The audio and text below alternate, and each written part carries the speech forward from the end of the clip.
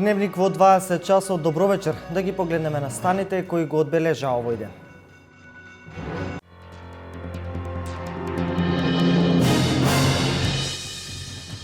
Утрово во Штипе нападнат 52 годишен маж за 2000 денари. МВР поднесе кривични за двајца адвокати од Штип за проневера.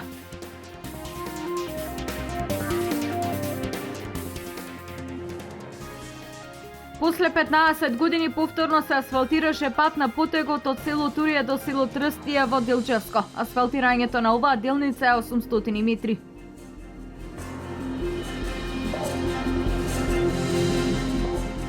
Хидросистемот Злетовица во Проби Штип ќе бара кредит од Европската банка за изградба на хидроелектрани. Вредноста на овој проект ќе чини 80 милиони евра.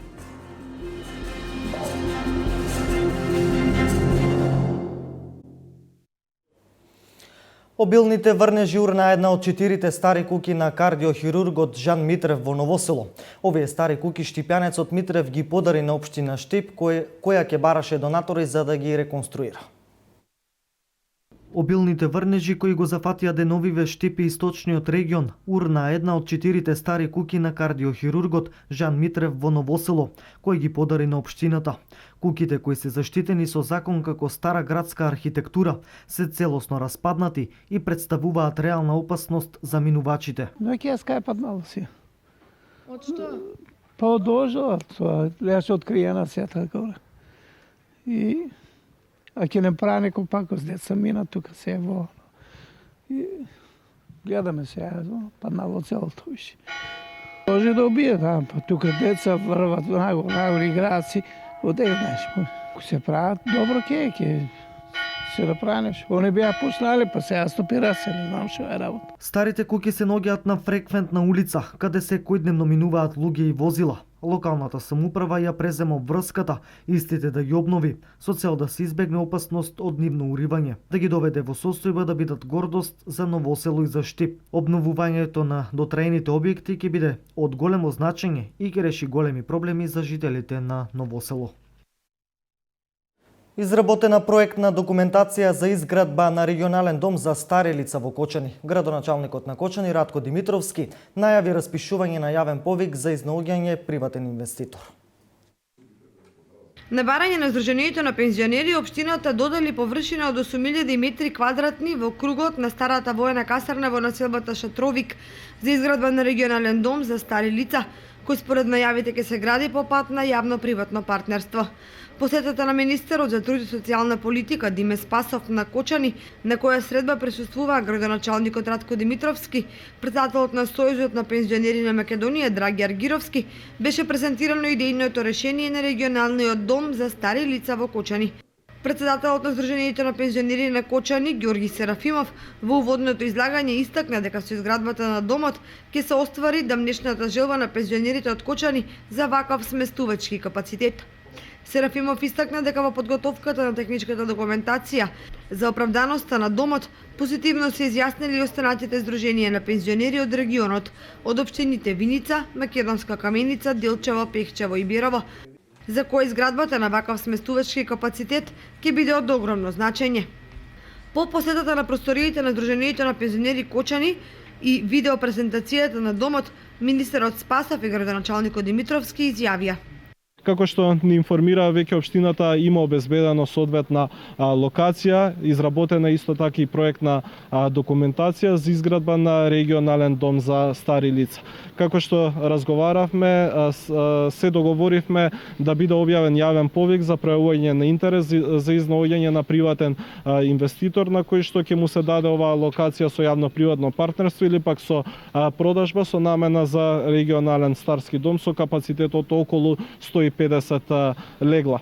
Го видовме проектот, се работи за навистина модерен, енергетски ефикасен проект и ние како министерство ќе дадеме максимална поддршка и на општината и на Сдруженијето на пензионери од Кочани за изнаоѓање на соодветен инвеститор со кој што ќе се влијае на зголемување на капацитетите за старски домови, на отварање на една навистина сериозна институција токму во Кочани. Општината обезбеди детален урбанистички план каде што заеднички со Сдруженијето на пензионери изработивме комплетно документација по сите европски теркови на македонски и на англиски јазик објект кој што ќе биде енергетски ефикасен, објект кој што ќе биде снабден со геотермална вода која што имаме во општината Кочани и објект кој што очекуваме дека заедно со Министерството ќе пронајдеме инвеститори и за кратко време ќе имаме и такви сместувачки капацитети за нашите највозрасни сограѓани. Домот за стари лица, односно пензионерскиот дом во Кочани, според најавите ќе се гради по пат на јавно-приватно партнерство, зашто Сдруженијето на пензионери на Кочани и општина Кочани ќе треба да донесат одлуки за објавување на јавен повик за пријавување на стратешки инвеститор.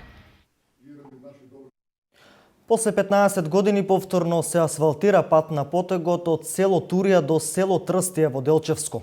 Асфалтирањето на оваа делница од 800 метри општина Делчево ја реализираше во соработка со Министерството за транспорт и врски и Агенцијата за финансиска поддршка во земјоделството и руралниот развој. Се асфалтираше локален пат до село Турија Делчевско. После 15 години повторно се поставуваше асфалт на овој дел од општината, наменет за жителите на селата Турија и Трстија.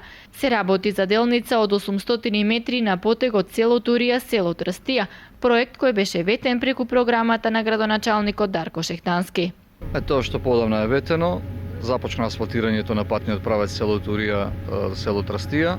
Од вкупното 2000 метри останати за асфалтирање, ние сега имаме обезбедено асфалт за 800 метри. Очекуваме наскоро да можеме со сигурност да потврдиме уште 300 метри, за кои што е аплицирано преку Агенцијата за рурален развој, така да е за краток временски период, 1100 метри, ќе има возможиме на жителите од село Турија подобра комуникација со Делчево и со Виница, така да се надеваме дека сме им ги подобрили условите за живот. Овој локален пат е посочен од страна на жителите на село Турија како многу значаен за нивното секојдневно гравитирање кон соседниот град Виница, како и кон село Бигла и Делчево. Овој проект се реализира благодарение на успешната соработка на градоначалникот Дарко Шехтански со местната заедница на село Турија, со цел утврдување на приоритетите на мештаните од ова село. Проектот за асфалтирање на локален пат до село Турија е финансиран во соработка со Министерството за транспорт и врски и Агенцијата за финансиска поддршка во земјоделството и руралниот развој.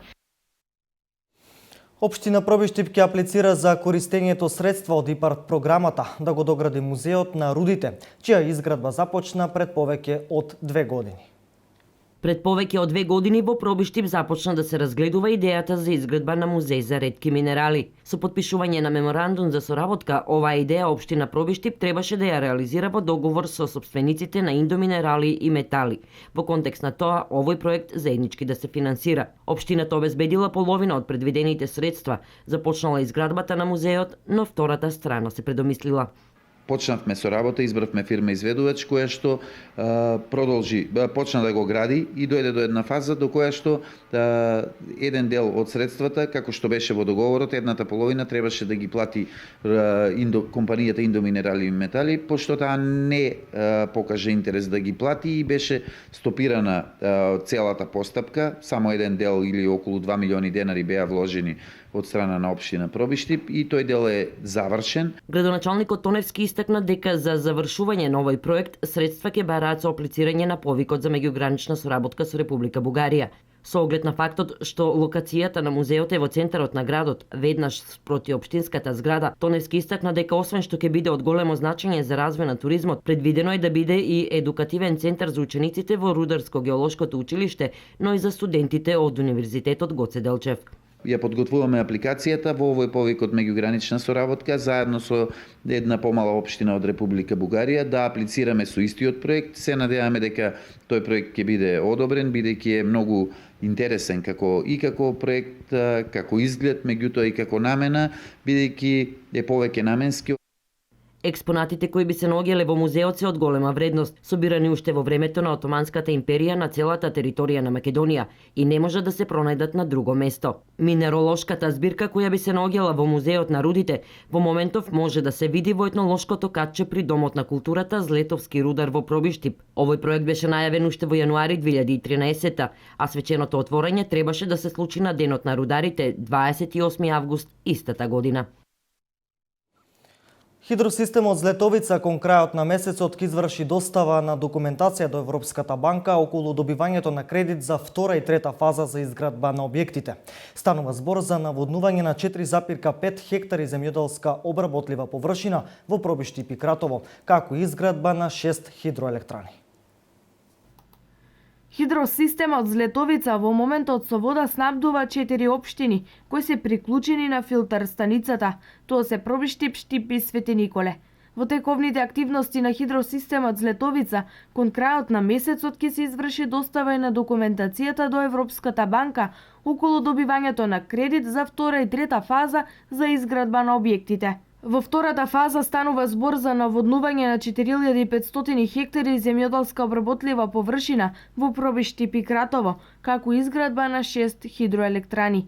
Во организација на Министерството за животна средина и банката која што го следи и финансира овој проект, ќе се одржи јавна расправа во Пробишти и Пикратово околу студијата за животна средина. Втората фаза е наводнување на 4.500 хектари земјоделска обработлива површина во Пробишти и во Кратово, значи во Пробишти 3.500 хектари во Кратово, како и изградба на 6 хидроелектрани, од кои 3 големи и 3 помали, со мощност околу 10 мегавати или околу 40 до 50.000 киловат часови електрична енергија годишно производство, кое што со прости зборови кажано дека целокупното потрошувачка на енергија на Пробишти и Кратово и малку на проширокиот регион ќе биде обезбедена само од овие хидроелектрани. Така да очекуваме да сето ова се финализира до крајот на годината и да добиеме зелено светло од страна на Европската банка за финансирање на овие проекти кои што се и како важно за завршување на целиот проект Хидросистем Злетовица, бидејќи тоа е повеќе наменски проект од 3 фази, како што знаете првата фаза и најскапата е направена и очекуваме овие 2 фази да финализират, така да проектот ќе биде комплетно завршен и ќе биде финансиски независен и профитабилен, имајќи ги во обзир дека сите 3 фази секој за себе донесува една економски профит на објектот и на самата држава. После 30 години со овој проект ќе се реши голем проблем и за жителите и за земјоделците во овој регион. Вредноста на проектот ќе чини околу 80 милиони евра.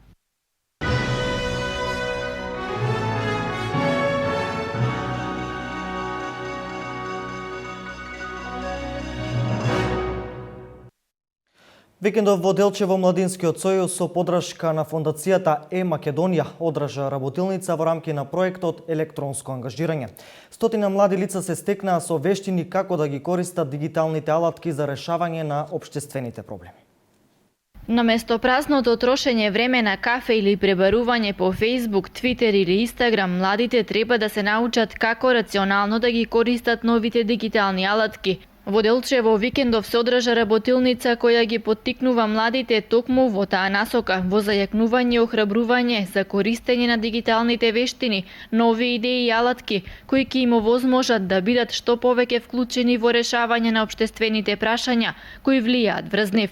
Според истражувањата во предходните работилници, организаторите на оваа работилница Младинскиот сојуз ги детектираат проблемите што ги засегаат младите, а тоа најчесто се немањето доволно културни настани, невработеноста, миграцијата, загадувањето и уништувањето на животната средина. Целта всушност како што спомнав на овој проект е промоција на новите дигитални алатки кои што ќе им помогнат на младите луѓе да се подобрат самите себе, нели од аспект на подобрување на своето CV, па се до всушност до подобрување на работите кои што нив ги засегаат и ги обкружуваат. Ние денес тука всушност со нив прво направивме мал брейнсторминг на работите тука конкретно во Делчево што ги засегаат, значи не мора да се проблеми, туку може нели да се и работи кои што ги засегаат, кои што сакаат да ги подобрат или да ги вметнат, како не знам, недоволно културни настани, како недоволна посетеност на еве сега викендов имало некоја изложба тука во Делчево. Значи младите повеќе сакаат да го поминат времето на кафе, да се чекираат на Facebook, а не ги користат дигиталните алатки како Facebook, како Twitter, за да покренат некоја акција, нели да се здружат, не знам, да го вклучат киното, да направат некоја проекција во киното, да организираат некаков било каков настан или од културен аспект. Работилницата во Делчево беше 6-та во низата 12 работилници што Младинскиот сојуз со подршка на фондацијата Македонија планира да ги одржи во рамки на втората фаза од проектот и Engagement. Првата фаза се спроведе минатата есен со одржување на работилници во 4 градови низ Македонија, во која 100 млади лица од секој град се стекнале со социјални, дигитални и јазични вештини. Органското сточарство во нашата земја почнува да станува практика. Сточарите од Македонија треба најдоцна до 30 ноември да достават документација за добивање на сертификат на органско сточарство. Органското сточарство во нашата земја почнува да станува практика. Ваквиот начин на одгледување на стоката значи придржување на одредени правила за да може да се добие сертификат за органско сточарство. Еден од предусловите за да се започне со органско сточарство е правилниот избор на раси видови кои веќе се прилагодени на локалните климатски услови и природно имаат стекнато отпорност према паразити и болести, карактеристични за одреден регион. Прв услов кај сточарските фарми е да имаат слободно држење на живата стока. Органското производство исклучува, да речење, сечење на рогови, кастрирање на животни, посечување на опашки и други видови на мерки. Знаеме дека во органското производство се исклучува употребата на синтетика, значи сите лекарства што се примат мора да бидат од природно потекло, биолошко потекло, и не смее да се користат антибиотици и други хемиски супстанции во лечењето на домашните животни. Сточарите од источниот регион, кои до 30 јуни оваа година имаат поднесено барање за органско сточарство, до 30 ноември 2015 година треба да поднесат комплетна документација за добивање на сертификат за органско одгледување на добиток. Треба да се консултираат, односно да се чујат со своите сертификатори, односно овластени инспектори, кои што треба да извршат посета на нивните органски фарми, за да може да се обезбеди потребната документација. Во Македонија 2600 говеда, 74.000 овци и 3.000 кози е бројот на органски одгледуваниот добиток во нашата земја. Информираните купувачи знаат дека конзумирањето на ваквите производи ја подобрува здравствената состојба, бидејќи произведеното органско млеко содржи повеќе состојки важни за спречување на заболувањата на срцето. Утрово разбојништво во Штип и кривични пријави за двајца познати адвокати од Штип. Следи крими билтенот на МВР. Со метални шипки и ножеви започна утрото на 52 годишен штипјанец на улица Радански пат пред влезната врата од куќата сопственост на 52 годишниот АД. За сега 3 непознати лица извршиле разбојништво над него и на тој начин што откако го пресретнале, држејќи во раците метални шипки и ножеви и заканувајќи му се дека ќе ги употребат, му побарале пари, информираат од МВР. Во еден момент едно од лицата замавнало со метална шипка кон оштетениот и тогаш останатите почнале да го влечат и му одзеле метална кутија во која имало 2000 денари и потоа избегале во непознат правец. Секторот за внатрешни работи Штип трага по случајот. Двајца адвокати од Штип заработија кривични пријави заради постоење основано сомнение дека сториле вкупно 6 кривични дела сторени на идентичен начин и тоа по 2 дела: злоупотреба на службена положба и овластување, злоупотреба на лични податоци и фалсификување исправа. Се работи за 58 годишната ЛС и НН 42 години кои што незаконски присвоиле вкупно 2.397.964 денари со што го оштетиле буџетот на Република Македонија.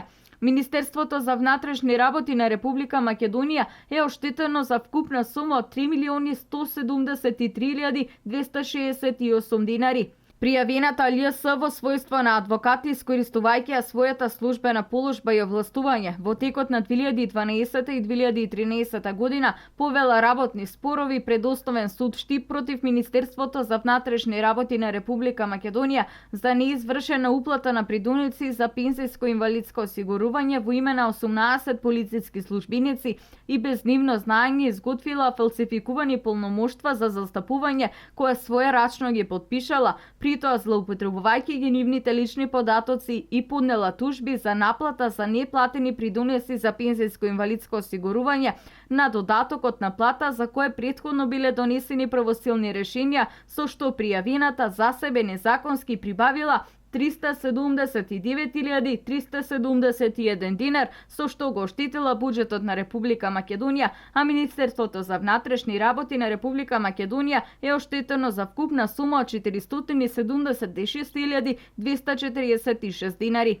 Ист ваков случај извршиле адвокатот НН искористувајќи својата службена положба и овластување во текот на 2012 до 2014 година повел работни спорови пред Основен суд Штип против Министерството за внатрешни работи на Република Македонија за неизвршена уплата на придонеси за пензионско инвалидско осигурување во име на 106 полициски службеници и без нивно знаење изготвил и своерачно подпишал фалсификувани полномоштва за застапување. Со наведените действија пријавениот за себе незаконски прибавил 2.018.593 динари, со што го оштетил буџетот на Република Македонија, а Министерството за внатрешни работи на Република Македонија е оштетено за вкупна сума од 2.697.22 динари. Инаку според крим евиденцијата на МВР во претходниот период против НН се поднесени кривични пријави за сторени кривични дела, загрозување на безбедноста на сообраќајот, прикривање, измама, оштетување туги права, злоупотреба на службена положба и овластување, фалсификување исправа и употреба на исправа со невистината содржина.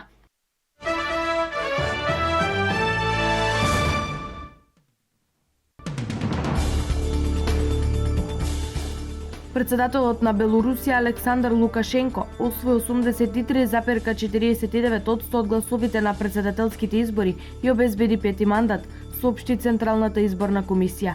Председателот на комисијата Лидија Јермошина на пресконференцијата емитувана во живо на телевизија соопшти дека активистката од кампањата Зборува е вистина, Татјана Коркотевич, е втора со освоени 4,42% од гласовите на избирачите. Одзивот на изборите во Белорусија бил 86,75%. Актуелниот председател на функцијата, шеф на државата, избран во 1994, 2001, 2006 и 2010 година.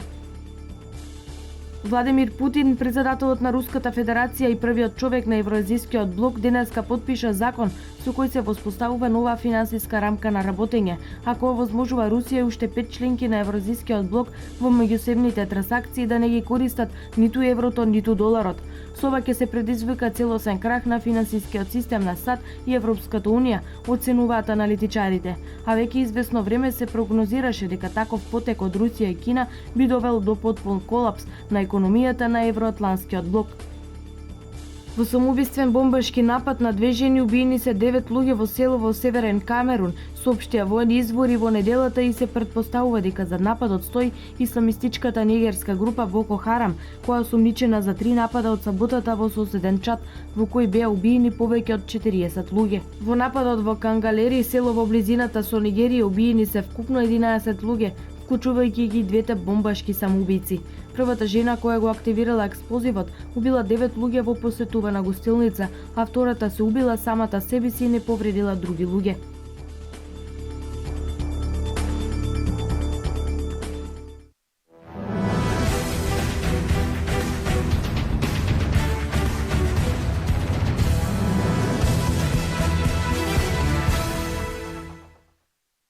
По светското првенство во пауерлифтинг во Лас Вегас, каде во дисциплината бенч прес освои златен медал и се вброи во еден од ретките спортисти во Македонија кои го освоиле најсјајното одличие, каменичанецот Бошко Стаменковски не запира со добрите резултати од големите надпреварувања.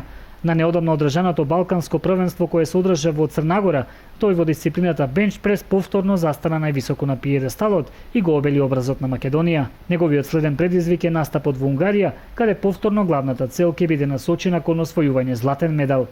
Задоволен сум од такмичењето, од светското такмичење во Лас Вегас. Значи при голема конкуренција го имам освоено првото место до 75 кг над 40 години. Со подигнати 130 кг. Исто така, значи, продолжувам со наредни такмичењата. Пред една недела бев во Црна Гора на прво балканско такмичење, каде имам исто освоено во истата категорија прво место и се спремам за светски куп во Унгарија во истата категорија. Успесите кои во низа ги постигна Стаменковски и тоа како ќе влијаат наскоро Македонија да формира и собствена пауерлифтинг федерација. Требат најмалку 3 клуба да формираат оваа федерација. Веќе имам разговарано со газди на клубови кои ја прифаќа оваа работа. Дали тоа ќе се случи останува да почекаме, а до тогаш ќе го очекуваме новиот успех на Стаменковски во ноември на првенството во Унгарија.